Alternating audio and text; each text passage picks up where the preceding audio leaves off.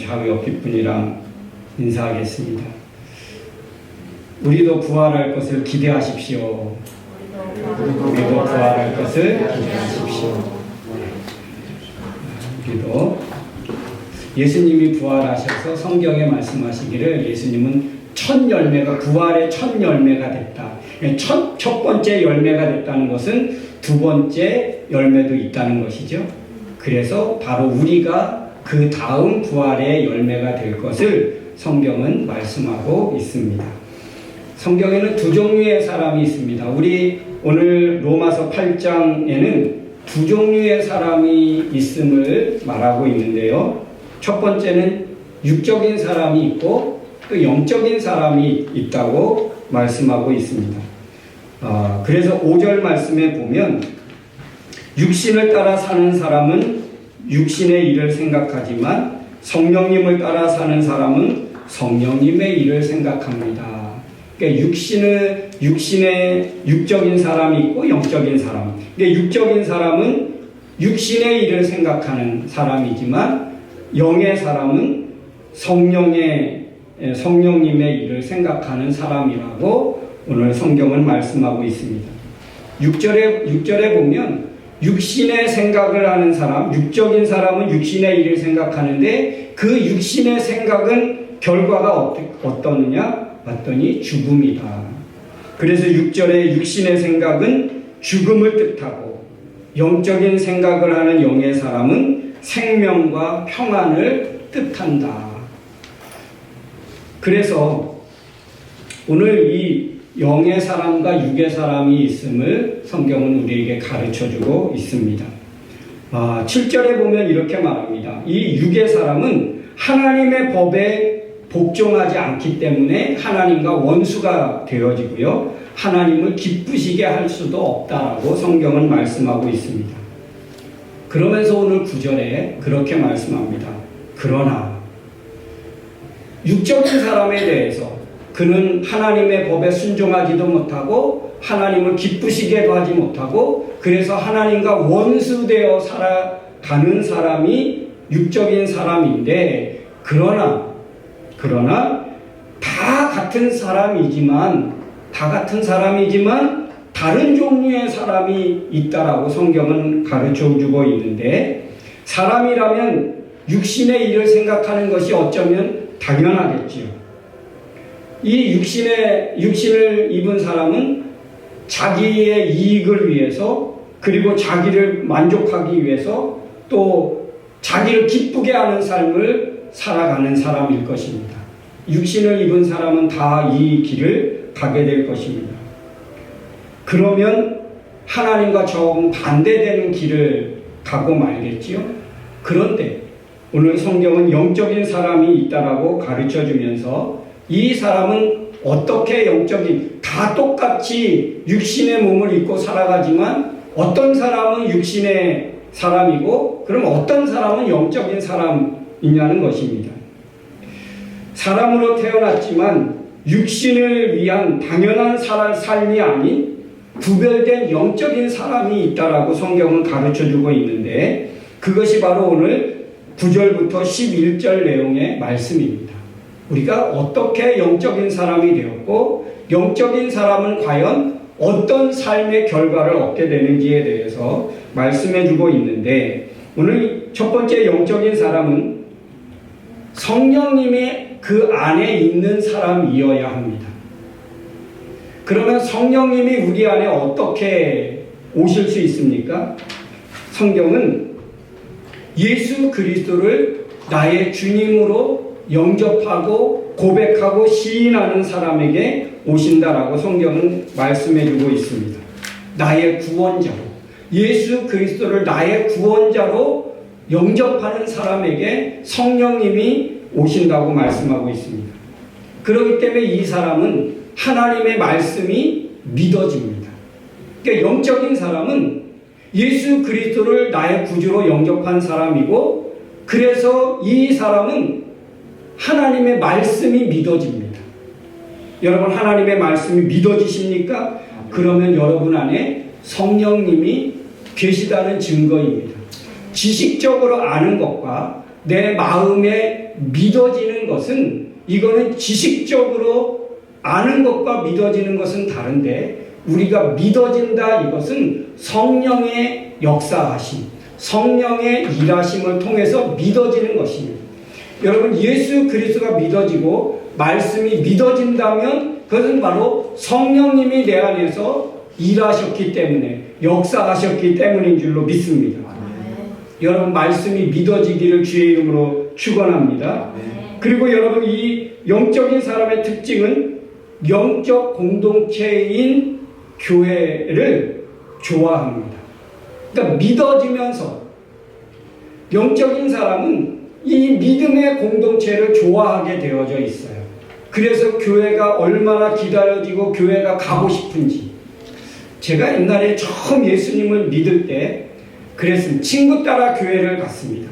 참 억지로 갔어요. 오라 그래서 뭐 준다 그래서 갔습니다.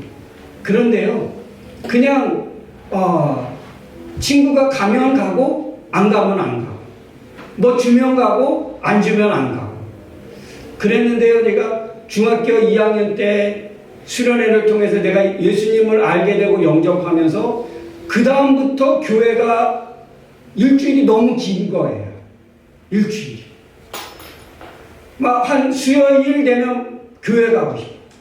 그래가지고 수요일날 한국에는 저녁에 예배가 있거든요.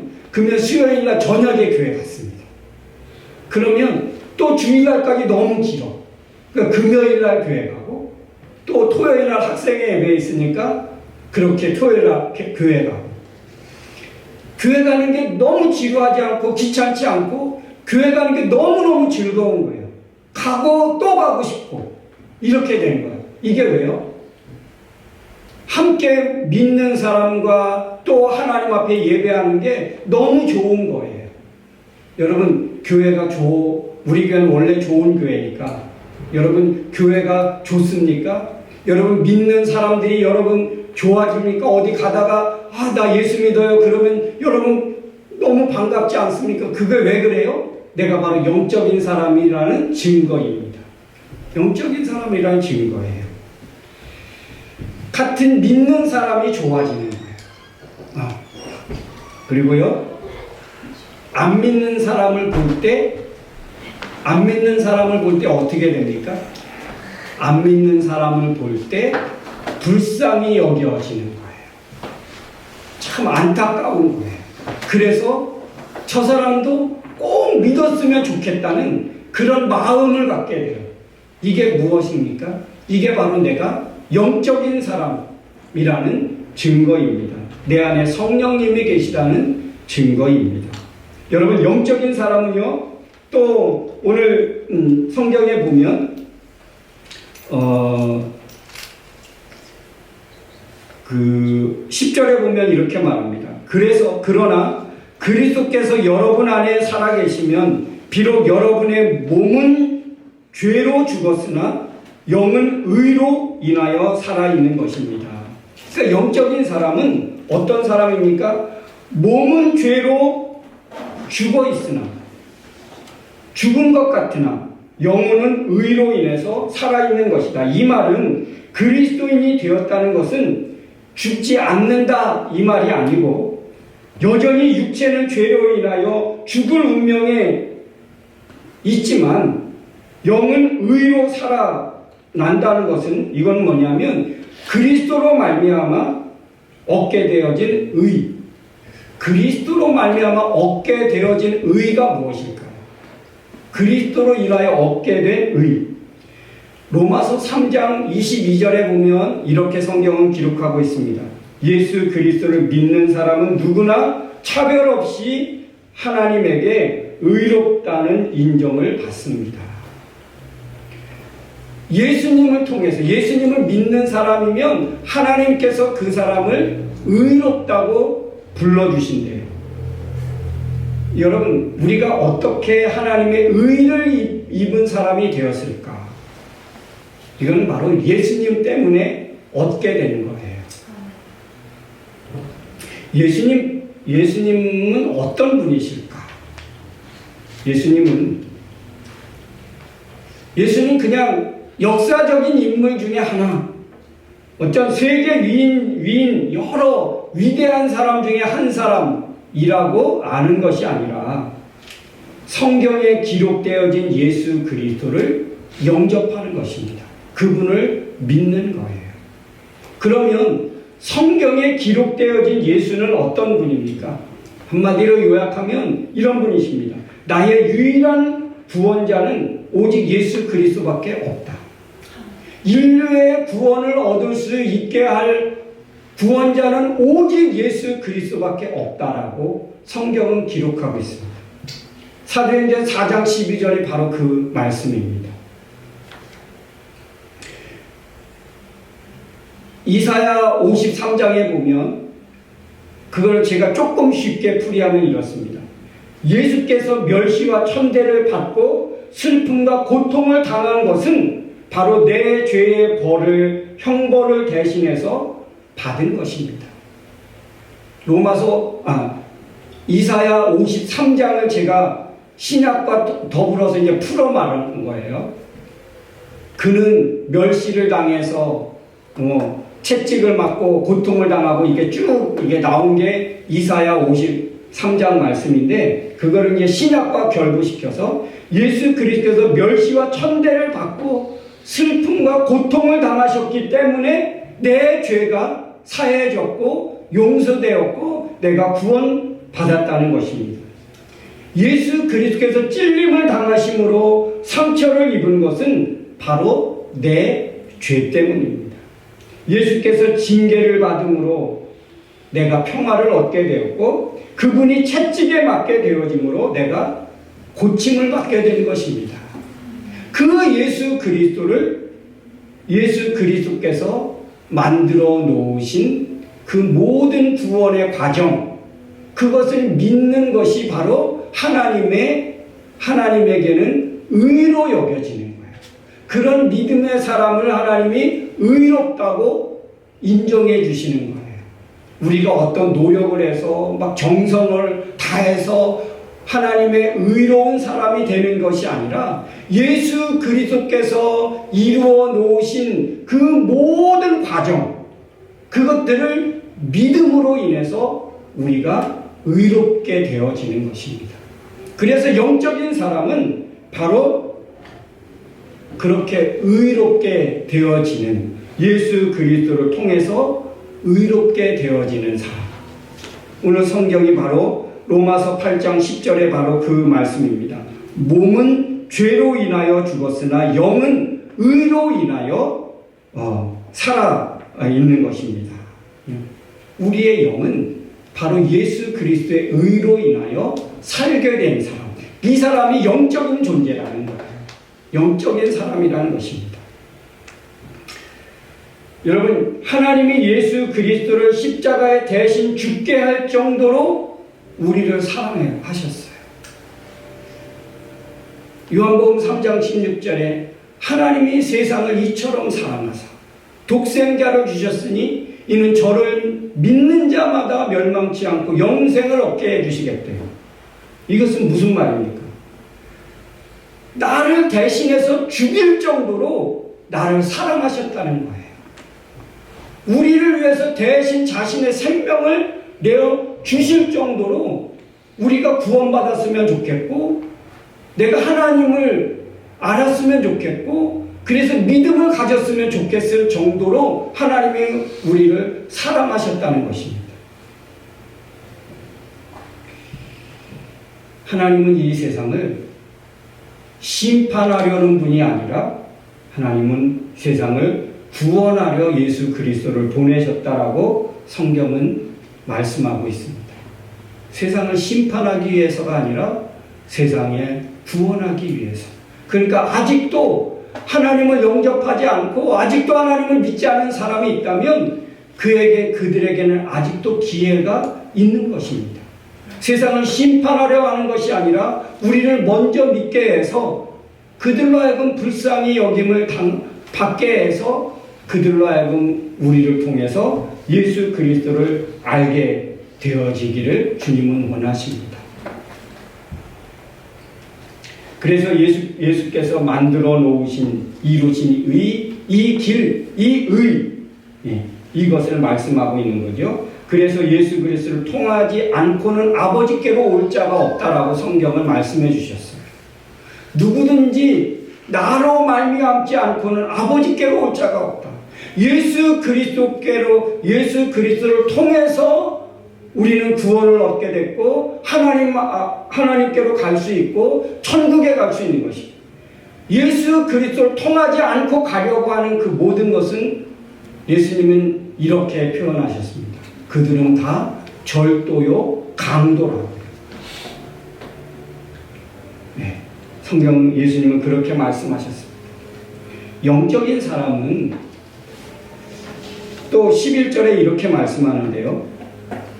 영적인 사람은 죽은 사람들 가운데서 예수님을 다시 살리신 분의 영이 여러분 안에 계시면 그리스도를 살리신 그분이 여러분 안에 계시는 성령님을 통해 여러분의 죽을 몸도 살리실 것입니다. 조금 복잡해요.